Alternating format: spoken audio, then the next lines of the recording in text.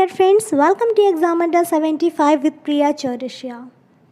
Guys, in our last two videos, we have already discussed about how to make any sentence with present tense and past tense. So in this video, we will discuss about how to make any sentence with future tense.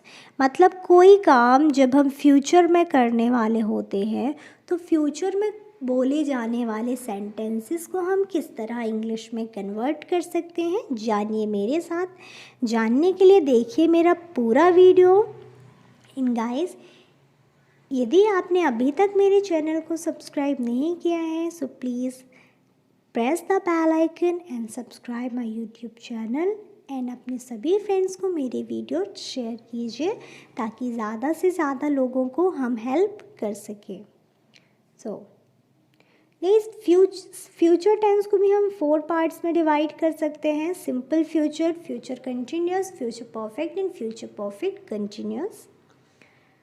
यदि कोई sentence simple future में है तो उसकी पहचान क्या होती है? उसकी पहचान होती है कि उस सेंटेंस में हिंदी में लास्ट में क्या मिलेगा? गा, गे, गी आदि शब्द होंगे तो वो सिंपल फ्यूचर टेंस का सेंटेंस होगा।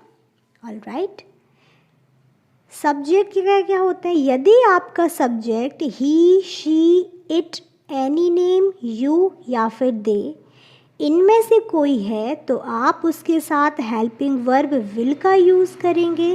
एंड यदि आपका सब्जेक्ट आई और वी है तो आप उसके साथ हेल्पिंग वर्ब शैल का यूज़ करेंगे। Alright guys. आप कई जगह कंफ्यूज इस बात में होते हैं कि कई गाइड्स या फिर कई जगह आप सर्च करते हैं तो देखते हैं कि आजकल मॉडर्न इंग्लिश ग्रामर में फ्यूचर टेंस में शैल का यूज़ नहीं किया जाता, राइट।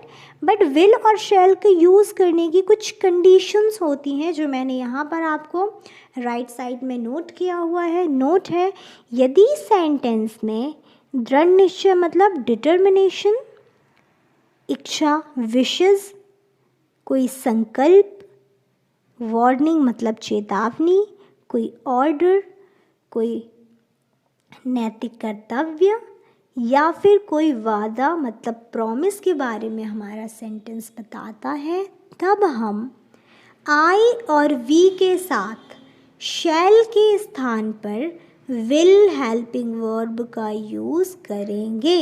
जैसे मैं स्टेशन जाऊंगा ही, ये सेंटेंस डिटरमाइंड है, दृढ़ निश्चय बता रहे हैं ना वो लड़का अपना। मैं तो स्टेशन आज ही जाऊंगा मतलब वो कह रहा है मैं जाऊंगा ही, भले कितने ही बजे जाऊं लेकिन मैं जाऊंगा। तो ये निश्चित है, इसलिए इसमें हमने आई के साथ शैल की जगह किया है विल का यूज़। तो आई होप अब आपके माइंड से शैल और विल कब यूज़ करना है आई एंड वी के साथ आपकी कन्फ्यूज़न दूर हो गई होगी। यदि आपको ये बात पता नहीं है सो प्लीज़ इसे नोट डाउन कर लीजिए बिकॉज ये मोस्ट इम्पॉर्टेंट है। ओके। सो सिंपल फ्यूचर में सेंटेंस बनाने के लिए हमारा स्ट्रक्चर है subject plus will oblique shall plus first form of verb plus object plus other verb. इसमें 2 हेल्पिंग वर्ब होती हैं जिसे मैंने आपको पहले ही समझा दिया है, कब विल यूज़ होगा और कब शैल, तो इन्हीं के अकॉर्डिंग हमें यूज़ करना है। किसी भी सेंटेंस को हम यदि किसी टेंस में बनाते हैं तो सिर्फ उसमें 2 चीज़ें यूज़ होती हैं गाइस। एक चेंज होती है हेल्पिंग वर्ब, दूसरी चेंज होती है main verb.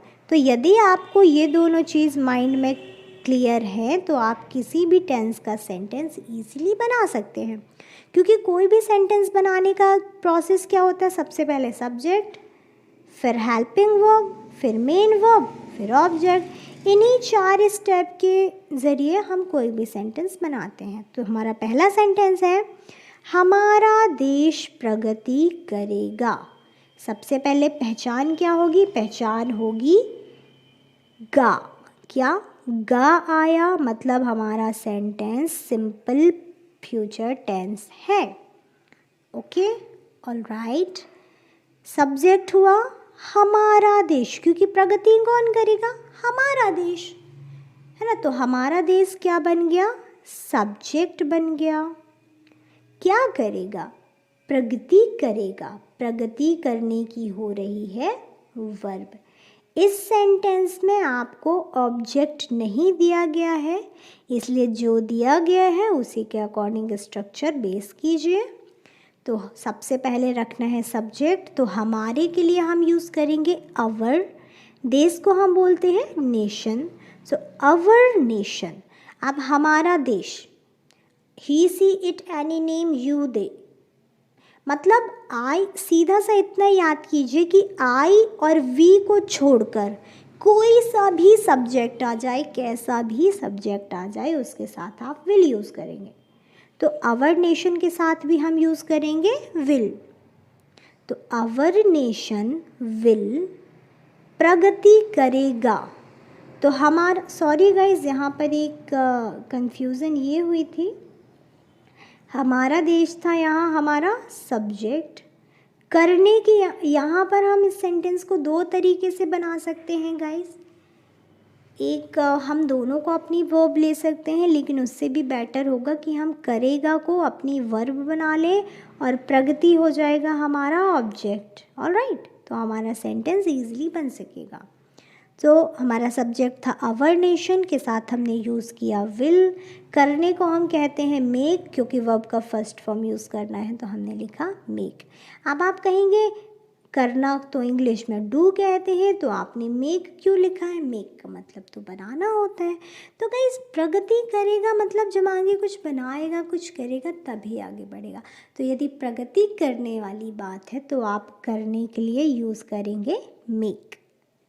Our nation will make progress. प्रगति को क्या कहते हैं? प्रोग्रेस। तो हमारा होगा our nation will make progress. ये सेंटेंस किस फॉर्म में है? पॉजिटिव फॉर्म में।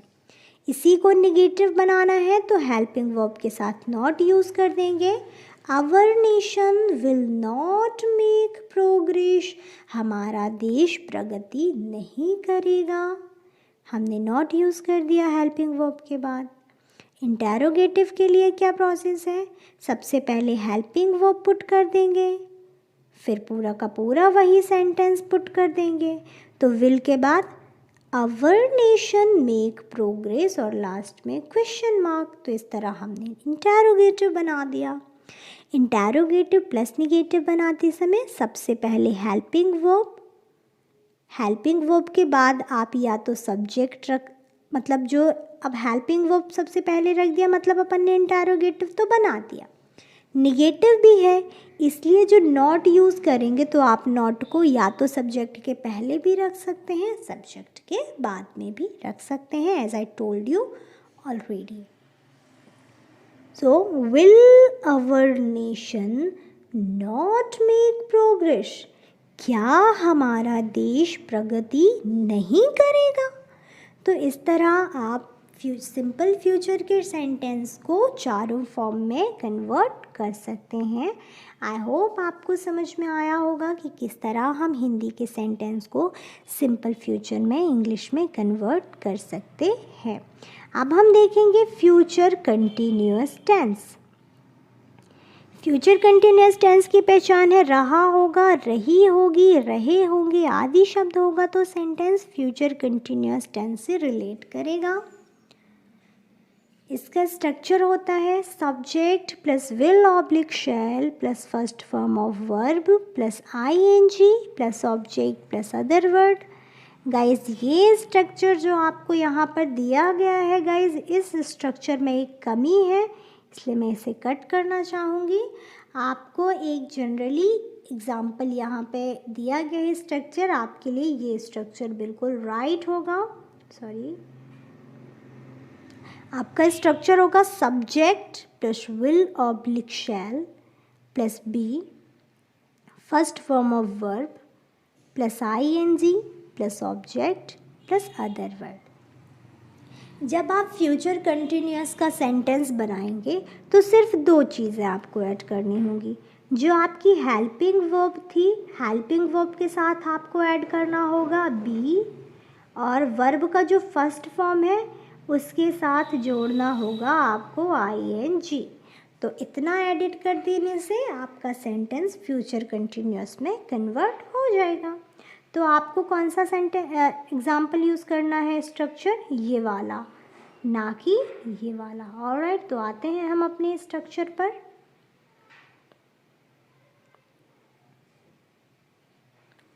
हमारा सेंटेंस कहता है नौकर पानी ला रहा होगा। तो सब्जेक्ट क्या है, नौकर क्या कर रहा है, ला रहा होगा, लाने की क्रिया हो रही है, क्या ला रहा होगा, पानी। तो पानी हो गया हमारा ऑब्जेक्ट, रहा होगा था हमारी पहचान। तो स्ट्रक्चर के अकॉर्डिंग सबसे पहले सब्जेक्ट रखना है। तो सब्जेक्ट है द सर्वेंट, नौकर को सर्वेंट कहते हैं, सो द सर्वेंट। सब्जेक्ट के बाद विल या फिर शैल यूज़ करना है। तो जैसा कि आप सबको पता है, आई और वी को छोड़कर सभी सब्जेक्ट के साथ हम यूज़ करेंगे विल। तो हम लगा देंगे द सर्वेंट विल। क्योंकि फ्यूचर कंटिन्यूअस है इसलिए हेल्पिंग वर्ब के साथ हमें यूज़ करना है बी। तो हमने यूज़ किया the servant will be. Verb थी हमारी लाना, लाने को हम क्या कहते हैं, लाने को हम कहते हैं इंग्लिश में ब्रिंग। तो हमने यूज़ किया ब्रिंग, क्योंकि कंटिन्यूअस है तो वर्ब के साथ आईएनजी जोड़ दिया, ब्रिंगिंग। क्या ला रहा था, पानी, हमने ऑब्जेक्ट रख दिया वाटर। तो हमारा सेंटेंस बना the servant will be bringing water. यहाँ पर विल और शैल के बाद आप ज़रूर बी एडिट कर लीजिएगा, क्योंकि नहीं तो आपका सेंटेंस गलत हो जाएगा। तो आपके लिए बेसिकली जब मैंने स्टार्टिंग में ही बता दिया है, आपको ये वाला स्ट्रक्चर यूज़ करना है। इसको निगेटिव बनाने के लिए सिर्फ क्या करना है, the servant will not be bringing water. अब आप ये मत करिएगा कि विल भी आप हेल्पिंग वर्ब बना दो, विल बी और निगेटिव बनाना है तो बी के बाद नॉट रख दो। यदि आप इस तरह सेंटेंस बनाएंगे तो आपको एक भी मार्क्स नहीं मिलेंगे। आपकी जो मेन हेल्पिंग वर्ब होगी सेंटेंस की, मेन हेल्पिंग वर्ब के साथ ही आपको नॉट जोड़ना है। मतलब आपको नॉट विल और शैल के साथ ही जोड़ना है, उसके बाद आगे की जो प्रोसेस होगी वो तो होगी ही। इसलिए हमारी मेन हेल्पिंग वर्ब थी विल, तो हमने विल के बाद यूज़ किया है नॉट, एंड नॉट के बाद हमने पूरा वही सेंटेंस उतार दिया है। तो हमारा सेंटेंस है the servant will not be bringing water. Interrogative के लिए सबसे पहले हम अपनी मेन हेल्पिंग वर्ब को पुट करेंगे। तो हेल्पिंग वर्ब थी विल, तो हमने पुट कर दिया विल। विल के बाद सब्जेक्ट, तो हमने पुट किया द सर्वेंट। इसके बाद पूरी वही process, be bringing water, and interrogative है तो क्वेश्चन मार्क। तो इस तरह से हमने इंटेरोगेटिव सेंटेंस बना दिया। इंटेरोगेटिव प्लस निगेटिव के लिए विल के साथ नॉट जोड़ दो, फिर subject be bringing water and question mark. तो इस तरह से हम ये सेंटेंस भी क्रिएट कर सकते हैं। बस आपको फ्यूचर कंटिन्यूअस के सेंटेंस को यदि आप निगेटिव इंटेरोगेटिव बनाना चाहते हैं तो सिर्फ आपको ध्यान देना होगा विल, शैल और बी पे। आपको नॉट यूज़ करना है विल और शैल के बाद, ना कि बी के बाद। ओके, अब हम देखेंगे यहाँ पर आपके लिए शायद और कुछ भी है। एक सेंटेंस है वह बैठी हुई होगी। जैसे कि मैंने आपको कंटिन्यूअस में लास्ट वीडियो में एक्सप्लेन किया था, बैठने वाले सेंटेंस में कई बार हमें रहा होगा, रही होगी नहीं मिलता है। तो इस तरीके का सेंटेंस भी कंटिन्यूअस होगा, क्योंकि यहाँ जो बैठने की उसकी क्रिया है वो पूरी नहीं हुई है, वो रेगुलर हो रही होगी, वो आगे भी बैठी ही होगी, क्योंकि हो सकता है उसका एग्ज़ाम 3 घंटे का हो। तो इस तरह से हम अपना सेंटेंस बना देंगे और ये स्ट्रक्चर आपको यूज़ करना होगा। अब हम देखेंगे कि किस तरह हम फ्यूचर टेंस में फ्यूचर परफेक्ट टेंस के सेंटेंस को बना सकते हैं। फ्यूचर परफेक्ट टेंस का मतलब होता है पूर्ण भविष्यकाल, मतलब आने वाले समय में कोई काम जो पूरे हो चुके होंगे। बेसिकली फ्यूचर परफेक्ट टेंस में वे सेंटेंस आते हैं जिनको हम प्रेडिक्शंस कहते हैं। मतलब हम पहले से किसी चीज़ की भविष्यवाणी कर देते हैं ना, वो आ जाता है फ्यूचर परफेक्ट में, जिसको कम्प्लीटली भविष्यवाणी, जैसे क्या देता है ना कि क्या कह सकते हैं हम, तुम 12वीं कक्षा में टॉप कर चुके होगे, तो एक प्रकार से भविष्यवाणी है ना, प्रेडिक्शंस। सो इसकी पहचान होती है चुका होगा, चुकी होगी, चुके होंगे, लिया होगा, दिया होगा, गया होगा आदि शब्द मिलेंगे तो फ्यूचर परफेक्ट टेंस का सेंटेंस होगा। फ्यूचर परफेक्ट सेंटेंस की हेल्पिंग वर्ब होती है विल शैल के साथ हम इसमें यूज़ करते हैं हैव। वही जिस तरह हम कंटिन्यूअस बनाते समय विल और शैल के साथ क्या यूज़ कर रहे थे, हम यूज़ कर रहे थे बी। इसी तरह परफेक्ट में बी की जगह हम क्या यूज़ कर रहे हैं, हैव यूज़ कर रहे हैं। ऑलराइट, तो नेगेटिव इंटरोगेटिव में वही प्रोसेस होगा, मेन हेल्पिंग वर्ब के साथ नॉट यूज़ करना है, इंटरोगेटिव बनाते समय मेन हेल्पिंग वर्ब को आगे ले जाना है, बाकी सब वही का वही। तो सेंटेंस है मैं यह पत्र लिख चुका हूँगा, सब्जेक्ट ऑब्जेक्ट वर्ब और पहचान फाइंड करके इस स्ट्रक्चर के अकॉर्डिंग अपने सेंटेंस को इंग्लिश में कन्वर्ट कर सकते हैं हम। तो सब्जेक्ट क्या है, सब्जेक्ट है मैं क्या कर चुका हूँगा, लिख चुका हूँगा, तो लिख चुके होने की होगी हमारी क्या वर्ब। क्या लिख चुके होंगे, यह पत्र, तो यह पत्र हो गया मेरा ऑब्जेक्ट। तो सब्जेक्ट ऑब्जेक्ट वर्ब फाइंड हुआ, अब इसे इंग्लिश में ट्रांसलेट कर देते हैं स्ट्रक्चर के अकॉर्डिंग। तो सबसे पहले पुट करना है सब्जेक्ट, तो हमारा सब्जेक्ट है आई। आई के साथ क्या यूज़ होगा, विल या शैल, तो आई के साथ यूज़ होगा शैल, क्योंकि आई के साथ और वी के साथ हम शैल यूज़ करते हैं। बट यदि कुछ दृढ़ संकल्प, डिटर्मिनेशन, प्रॉमिस, वार्निंग ऐसी कुछ कंडीशंस होंगी तभी हम इसके साथ विल यूज़ करेंगे। बेसिकली मॉडर्न इंग्लिश ग्रामर में तो आई और वी के साथ हर तरह से विल का यूज़ होता है, बट हमारी स्कूल लाइफ इंग्लिश ग्रामर में अभी भी शैल का ही यूज़ किया जाता है। I shall have written this letter, subject था आई के बाद विल या फिर शैल में से हमने यूज़ किया शैल, शैल के साथ हमने यूज़ किया है यहाँ हैव, तो हमने यूज़ किया हैव। आप विल लगाएं या शैल, आपको हैव लगाना ज़रूरी है। सो आई शैल हैव, वर्ब का थर्ड फॉर्म आपकी वर्ब है लिखना, लिखने को क्या कहते हैं, लिखने को हम कहते हैं राइट, तो राइट का थर्ड फॉर्म होता है written. So I shall have written क्या, यह पत्र, दिस लेटर, तो ये सेंटेंस आपने बना लिया पॉजिटिव में गाइस। लेकिन एक बात आपको कंफर्म याद रखनी है कि फ्यूचर टेंस का कोई सेंटेंस है, यदि आपका सब्जेक्ट आई या वी है तो कंडीशंस के अकॉर्डिंग ही आप उनमें विल और शैल का यूज़ करें। बिकॉज ऑफ कॉम्पिटिटिव एग्ज़ाम्स में भी इससे रिलेटेड ही क्वेश्चन आते हैं, क्योंकि आजकल ज़्यादातर जनरली बच्चे इसमें कंफ्यूज होते हैं। तो आप देख लें कि आपका जो सब्जेक्ट आई और वी है तो आपका सेंटेंस का जो सेंस निकल रहा है वो कहीं उन कंडीशंस के अकॉर्डिंग तो नहीं है। यदि उन कंडीशंस के अकॉर्डिंग है तो आप विल यूज़ करेंगे। All right, okay. So I shall have written this letter, ये हुआ पॉजिटिव। नेगेटिव बनाने के लिए शैल के बाद जोड़ देना है नॉट, तो होगा I shall not have written this letter, ये हो गया निगेटिव। इंटरोगेटिव के लिए मेन हेल्पिंग वर्ब को सबसे आगे रख दिया, तो हमने रख दिया शैल, शैल के बाद सब्जेक्ट पुट किया आई, और आई के बाद पूरा वही process have written a letter, और लास्ट में फुल स्टॉप की जगह क्वेश्चन मार्क, क्योंकि इंटरोगेटिव तो क्वेश्चन करता है। So shall I have written the letter, यहाँ पर ए नहीं आएगा, यहाँ पर क्या यूज़ करना है दिस, यहाँ पर मैंने शायद धोखे से ए यूज़ किया है, आप यहाँ पर दिस ही नोट करें।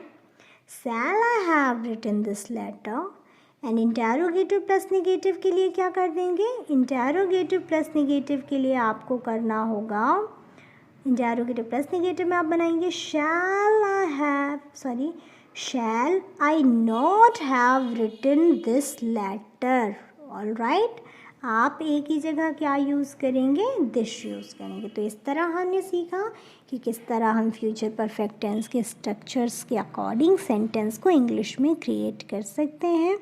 आपके लिए पॉजिटिव स्ट्रक्चर ये रहा, negative, interrogative and interrogative plus negative के लिए स्ट्रक्चर्स यहाँ पर दिए गए हैं।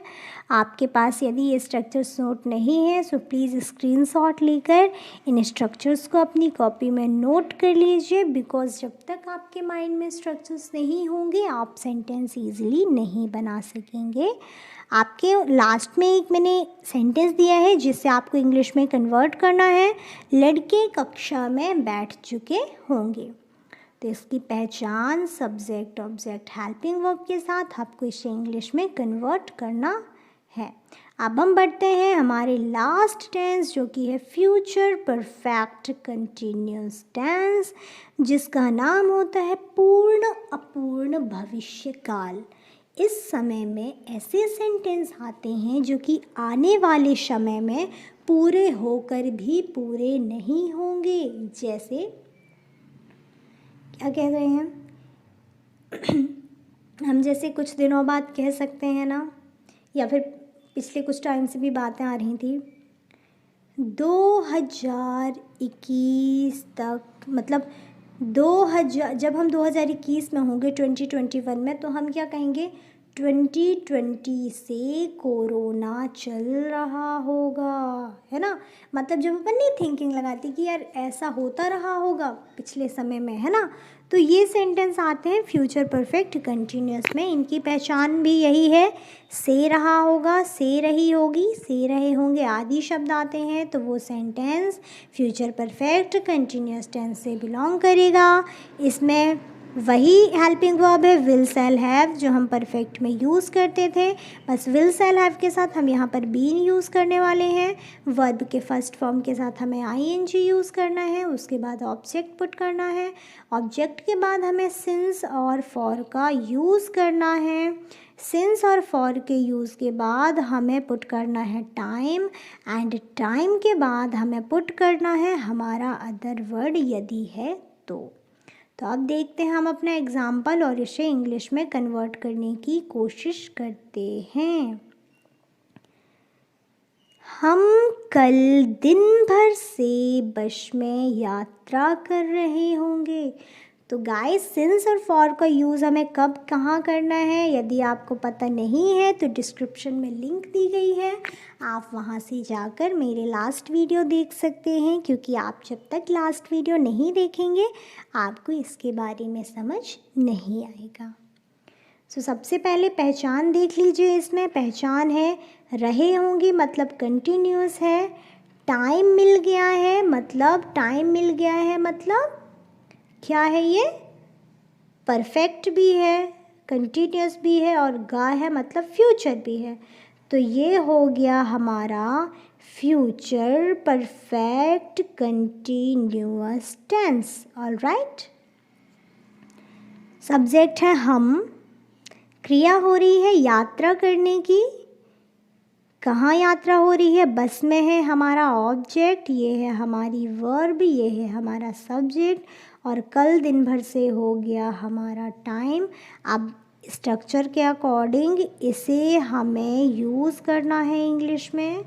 तो हम के लिए यूज़ किया वी के साथ हम यूज़ करते हैं शैल, सो वी शैल के बाद हैव और बीन लगाना है तो पुट कर दो वी शैल हैव बीन। यात्रा करने को बोलते हैं ट्रैवल, क्योंकि कंटिन्यूस भी है तो आईएनजी लगा देंगे तो होगा travelling. We shall have been travelling bus में, in the bus for whole day tomorrow. कल दिन भर से जब भी दिन भर की बात की जाएगी तो आप कौन सा यूज़ करेंगे, फॉर यूज़ करेंगे। ऑल राइट, तो आपका सेंटेंस होगा we shall have been travelling in the bus for whole day tomorrow. Negative बनाने के लिए आप मेन हेल्पिंग वर्ब के साथ नॉट यूज़ कर देंगे, इंटरोगेटिव बनाने के लिए सबसे पहले हेल्पिंग वर्ब यूज़ करेंगे एंड देन पूरा का पूरा सेंटेंस कवर कर देंगे। इसी तरह इंटरोगेटिव प्लस नेगेटिव में सबसे पहले हेल्पिंग वर्ब, सब्जेक्ट के पहले या फिर सब्जेक्ट के बाद आप नॉट यूज़ कर सकेंगे एंड देन पूरा आपको वही का वही पुट कर देना है। तो आप इस तरह से इसे पॉजिटिव, नेगेटिव, इंटरोगेटिव और इंटरोगेटिव प्लस नेगेटिव में कन्वर्ट कर सकते हैं। तो आप देख सकते हैं, इससे समझ सकते हैं कि किस तरह आपको ये कन्वर्ट करना है। लास्ट में आपको एक सेंटेंस दिया गया है जिसे आपको अपनी कॉपी में इंग्लिश में ट्रांसलेट करना है और मुझे कमेंट बॉक्स में बताना है।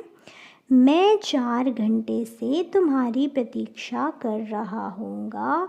इसकी आइडेंटिटी क्या है, किस टेंस से है, इसका सब्जेक्ट, ऑब्जेक्ट, वर्ब एंड इसे हम इंग्लिश में किस तरह ट्रांसलेट करेंगे, ये आपको मुझे कमेंट बॉक्स में बताना है।